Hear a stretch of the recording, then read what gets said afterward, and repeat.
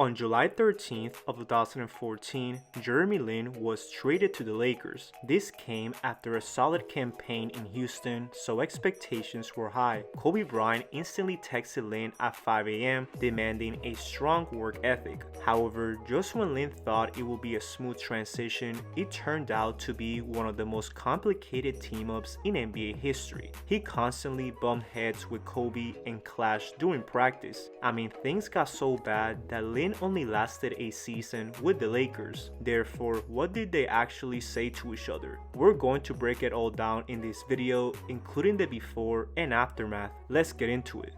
To start, Kobe Bryant and Jeremy Lin shared a history. Prior to their team-up, they went head-to-head during the third Linsanity game. If you didn't know, this was the 9-game stretch where Lin averaged 22 points and led the Knicks to a 9-3 record. Therefore, Kobe was asked to give his input, and well, he gave a pretty blunt response. I don't even know what he's done. I have no idea what you guys are talking about. Who is this kid? Yeah, I've heard about him, stuff like that, but I don't know what he's been doing. With that in mind, Jeremy Lin took those comments personally. Not only did he outscore Kobe in their next matchup, but he also had 38 points in the process. He couldn't be stopped and led the Knicks to a 7-point win. After the game, Lin was asked about Kobe's comments. Jeremy, you knew someone was going to ask you this, but do you think Kobe knows who you are now? Well, you guys had to ask Kobe, so I don't know. Maybe he helped me up today during the game, so you might know who I am.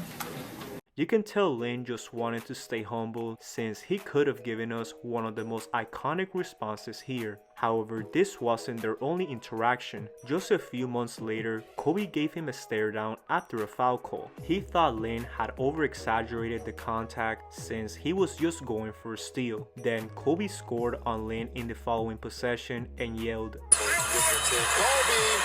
The Lakers ended up winning the game by 11 points, with Kobe having a triple-double. Lin struggled immensely with 5 points, but he still carved a nice role for the Rockets. He started in all 82 games, averaging 13 points, 6 assists, and 2 steals per game. Still, the Rockets weren't sold on Jeremy Lin as a long-term piece. They prioritized extending Chandler Parsons, and they had to free up cap space. As a result, they traded Lin to the Lakers for 2 draft picks. The team had just concluded a 27-55 season and they needed more guard depth. At the time, this was seen as a solid move for the Lakers. Kobe instantly texted Lin and asked to work out with him at 6 a.m.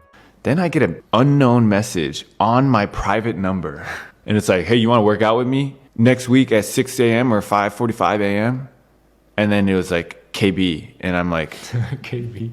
I literally looked at my family and I was like, why do I have an unknown number and who's KB? I'm like, KB. I'm like, oh shoot, I think this is Kobe Bryant, because I had just gotten traded. I was like, okay, I think this is Kobe. And how did he get this number?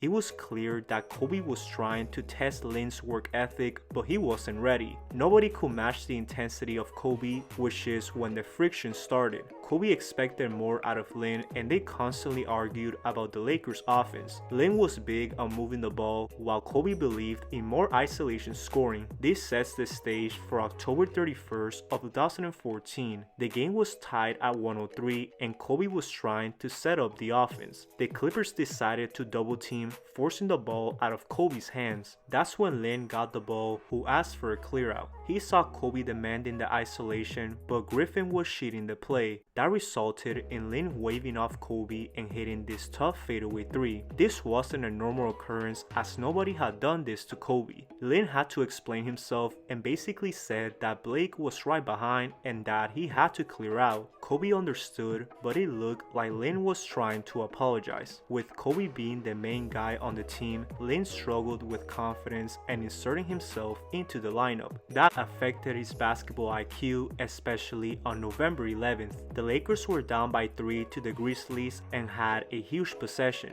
Kobe was telling Lin to slow down since they had 21 seconds on the shot clock. However, Lin didn't listen and settled for a Jordan Hill pick and pop. This pissed Kobe off, who wanted the last shot. The Grizzlies ended up scoring on the other end and the Lakers called a timeout. Here, Kobe confronted Lin about his decision making. He said, "I told you that's my shot. You don't know what the you're doing." Lin didn't say anything back and the Lakers lost by 5 points. These two clearly weren't on the same page on the court. Just 5 days later, they had another disagreement. The Lakers had just lost by 21 points with Kobe shooting 15 of 34 from the field. He did score 44 points, but they weren't efficient. That didn't sit well with Lin, who only shot twice in 22 minutes. He said this during the post-game interview. I don't know, man. It's just the game of basketball is just we gotta do it together on both ends of the floor. It can't be, if I go in to a game concerned about myself, then in some ways that's detrimental to the team. Now, clearly, he was talking about Kobe here and things didn't get any better. In the next game against Atlanta, Lin committed a few mistakes on the court. Despite being more aggressive, Kobe had enough. In the middle of the game, he said this to Jeff Teague. He told me, what did he say about Jalen? We was in the game, he was like, "You left me with this shit?" I was like, "What?" He was like, "You left me with this shit?" Nah, he was pointing at Jeremy Lin. Yeah. I was like, "Oh shit." Like, what? He was like, "You supposed to come out here and you left me with this shit." I've been hard, bro. He was like, "Man, that shit crazy." I was like, I ain't want to be Jeremy Lin, nigga. Oh, he would have been telling somebody else, "You left me with this shit." I would have been mad as hell. Nah, he wouldn't have said that to you, bro. If you didn't know, Jeff Teague was actually the initial target before Jeremy Lin. The Lakers did everything they could to get him, but Teague himself turned down the deal. He thought the California taxes will heavily impact his earnings. That's why Kobe said what he said to him, which is crazy. Regardless, Lin had a solid performance with 15 points and 10 assists. This was one of his most aggressive games and the Lakers actually won by 5 points. Just goes to show that Kobe had something against Lin. He was even more apparent during a Nuggets-Lakers matchup. The game was tied at 86 and the Lakers had possession. While Byron Scott was drawing the play, Kobe said this to Lin. And it's a tie game and a full timeout. And that means that the worst thing that should happen. As you heard, Kobe wanted the last shot, which he did. As Lin dribbled past half court, Kobe demanded for the ball. He got it and Lin cleared out. Kobe went one-on-one against Wilson Chandler and missed a tough fadeaway jumper. During the huddle, Lin tried to explain something to Kobe, but he straight up ignored him. The game went into overtime and the Lakers lost to Denver by 7 points. Things just weren't clicking between these two, setting the stage for December 11th. This was the moment where Kobe shattered Lin's confidence. The Lakers were at the bottom of the Western Conference and Kobe didn't like what he was seeing. At the time, Kobe was in and out of the lineup due to injuries, but he still decided to suit up and practice. Here, he humiliated Jeremy Lin, leading to this interaction.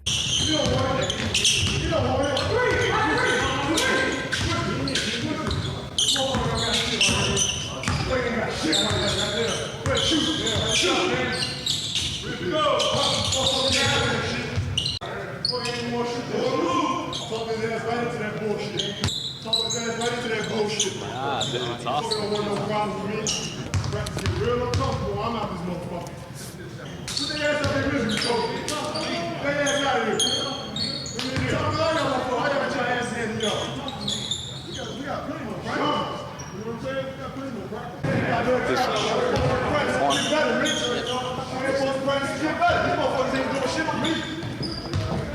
This is actually one of the craziest things I've ever heard in a practice. Like I said, Kobe hated losing and thought guys needed to tighten up. Still, things only got worse from here. Kobe and Lin continued to have disagreements mid-game. On January 2nd of 2015, the Grizzlies faced off the Lakers. The game was close all throughout, with Kobe cutting the lead to 1. The Grizzlies had the ball with 20 seconds left, but there wasn't a shot clock differential. The Lakers had to foul, but Lin kept looking at his coach. He was confused on what to do and Kobe yelled, "Foul, foul, foul. Lin didn't listen, so Kobe literally ran and fouled calling himself. Then he pointed at the shot clock in disbelief. This costly mistake resulted in a 3-point loss. After the game, Kobe had some words for Lin.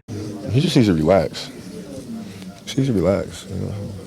Sometimes really smart people take themselves too seriously.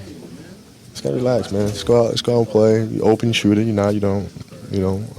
Set other guys up. I mean, that's all.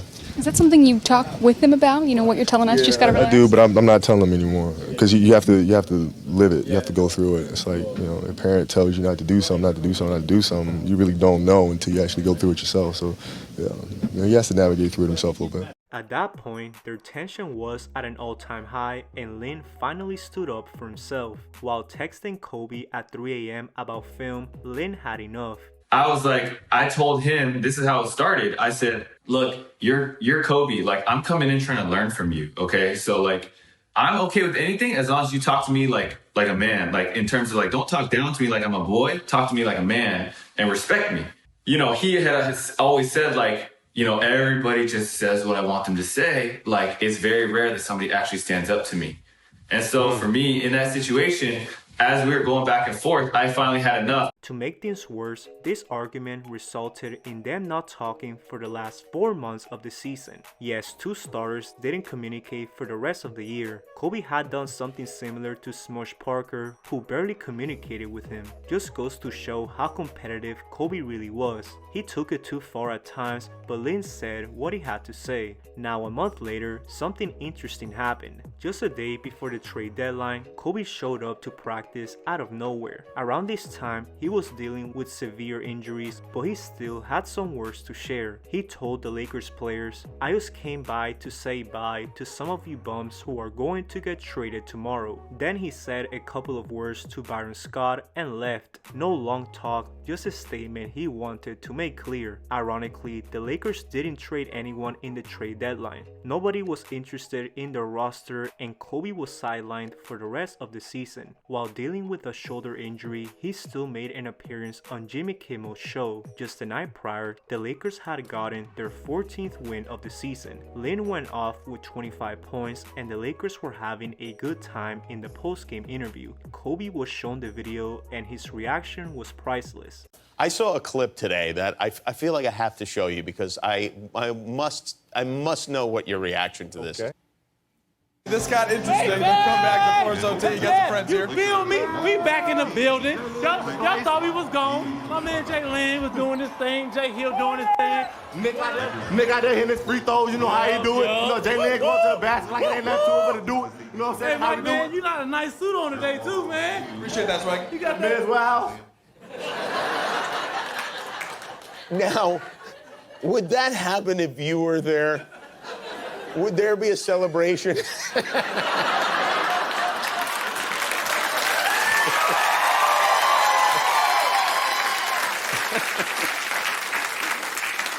Kobe really didn't like anyone on that Lakers team, and well, after the season concluded, Lin signed with the Charlotte Hornets. He needed a fresh start and wanted to contribute to a playoff team. He did just that, averaging 11 points and 3 assists per game. As far as his relationship with Kobe goes, they squashed their beef in the middle of a Lakers-Hornets game. That's when I was with Charlotte and I was playing really well. And in the middle of the game is when we buried the hatchet and we said, like, you know what, it's over. And so we started talking to each other. We were asking about each other's families like we were before. And then even after the game, we started texting again. He was giving me some advice on my game. And my whole thing the whole time was like, look, I'm not saying I'm better than you. I'm not saying any of that. I'm saying when you talk to me, don't talk down to me. And I'm ready to listen and I'm ready to try to help this team in whatever way is possible. And for me, that was a big step. This was actually great to hear considering how bad their tension was getting. I'm glad Lin stood up for himself and that they left on better terms. Lin went on to play 3 more seasons and actually won a title with the Raptors. Definitely a good ending to what started as a really ugly beef.